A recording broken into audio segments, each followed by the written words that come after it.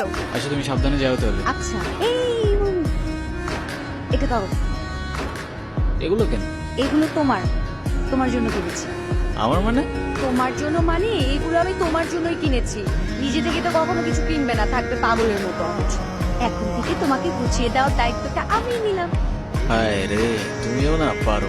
আচ্ছা সাবধানে যাও। এই ধরো, আবার কি? এটা ধরো। এটা কি? Hair spray. এটা আবার কখন কি? ওই যে তোমাকে যখন আসতে বললাম আমি ওয়েট করছিলাম তখন কিনেছি। আচ্ছা ঠিক আছে বুঝলাম হেয়ার স্প্রে, হেয়ার স্প্রে দিয়ে আমি করবো। হেয়ার স্প্রে দিয়ে মানুষ কি করে বলো তো? এই যে তোমার পাগলের মতো যে হেয়ার গুলো, এগুলো হেয়ার স্প্রে দিয়ে ভালো করে সেট করবে, সেট করে তারপরে চলবে। ঠিক আছে? আচ্ছা ঠিক আছে। আচ্ছা তুমি সাবধানে যাও। এই মামা চলেন। কিরে?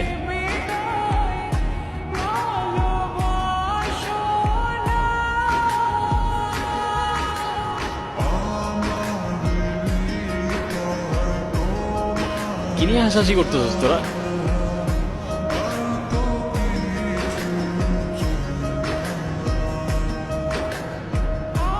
কিরে মামা, সূর্য কি আজকে পশ্চিমে উঠছে নাকি উত্তরে উঠছে নাকি দক্ষিণে উঠছে নাকি মাটি ফাইরা উঠে আসছে?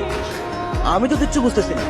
যে কিনা ঠিক মতো কখনো ক্যাম্পাসে আসে না, সে আজকে ক্লাস টাইমের আগে ক্যাম্পাসে এসে হাজির। মানে কিছু বুঝতেছি না আমি। তোর এই জাদুর রহস্যটা কি মামা, বলতো আমারে। আছে এক জাদুকর যে তার রহস্যময় জাদু দিয়ে চেঞ্জ করে বলছে আমাকে। মানে সেই জাদুকরটা কে আমাদেরকে বল, আমরাও একটু শুনি। আরে কিছু জিনিস থাক না গোপন।